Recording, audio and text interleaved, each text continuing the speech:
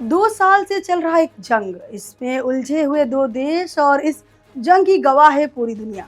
ये जंग है रूस और यूक्रेन की। जब शुरू हुई तब सुर्खियों में खूब रही और अब साल 2 साल बाद हालात ये है कि खबरों में हेडलाइंस की जगह कहीं एक कोने में इसका जिक्र सिमट जाता है।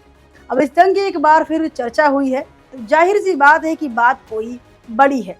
दरअसल यूक्रेन ने भारत से इस जंग को रोकने के लिए मदद मांगी है। आइए बताते हैं कि क्या है पूरा मामला। फरवरी 2024 में रूस यूक्रेन जंग को 2 साल पूरे हो गए।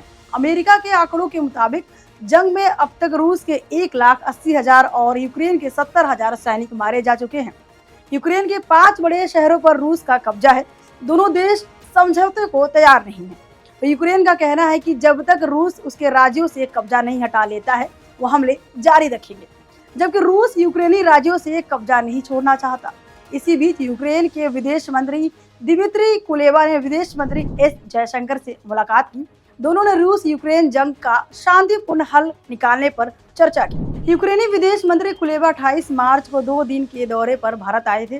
दूसरे दिन उन्होंने विदेश मंत्री जयशंकर और deputy national security adviser Vikram Misri से मुलाकात की। दोनों नेताओं के बीच भारत और यूक्रेन के रिश्तों पर बातचीत हुई। उन्होंने trade, investment, science, technology, defence, agriculture, health, education, culture से जुड़े क्षेत्रों में सहयोग बढ़ाने पर भी चर्चा की। यूक्रेन पूर्व सोवियत देश है, ऐसे में यूक्रेन की स्थापना के बाद से भारत के साथ उसके कुछ खास संबंध नहीं रहे। अब चूंकि यूक्रेन पूर्व सोवियत देश है, ऐसे में यूक्रेन की स्थापना के बाद से भारत के साथ उसके कोई खास संबंध नहीं है। हाल के वक्त में भारत के यूक्रेन के साथ रिश्तों में काफी सुधार आया है। G7 की बैठक के दौरान जापान में यूक्रेनी राष्ट्रपति जेलेंस्की ने पीएम मोदी से मुलाकात की थी। हैरान करने वाली बात यह है कि 28 मार्च को कुलेबा ने मीडिया को दिए इंटरव्यू में कहा था, भारत और रूस के रिश्ते सोवियत काल की विरासत है। सोवियत संघ यानी कि यूएसएसआर खत्म हो चुका है और इसलिए दोनों देशों के रिश्तों का कोई भविष्य नहीं है। मेरा मानना है कि भारत और यूक्रेन के रिश्तों का बेहतर भविष्य हो सकता है, लेकिन अगर भारत और रूस इतने करीब हैं तो वह इसका इस्तेमाल मॉस्को के व्यवहार पर असर डालने में कर सकते हैं। वैश्विक स्तर पर भारत की आवाज बेहद अहम है और यूक्रेन में शांति के लिए हमें उनकी जरूरत है। 2022 में बाली में हुई G20 समिट के दौरान यूक्रेन के राष्ट्रपति जेलेंस्की ने 10 पॉइंट का पीस प्लान पेश किया था। इसमें यूक्रेन ने जंग रुकवाने के लिए कुछ बातों का जिक्र किया था। इन शर्तों के 10 पॉइंट पर नजर डालते हैं।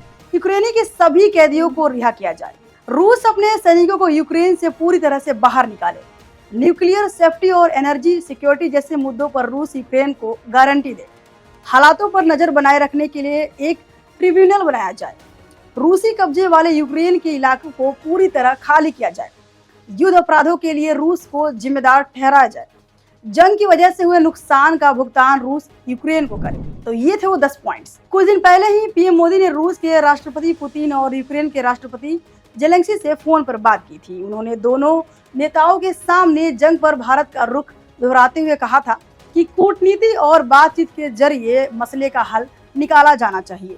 इस दौरान पुतिन और जेलेंस्की ने मोदी को लोकसभा चुनाव के बाद अपने अपने देश आने का न्योता भी दिया था।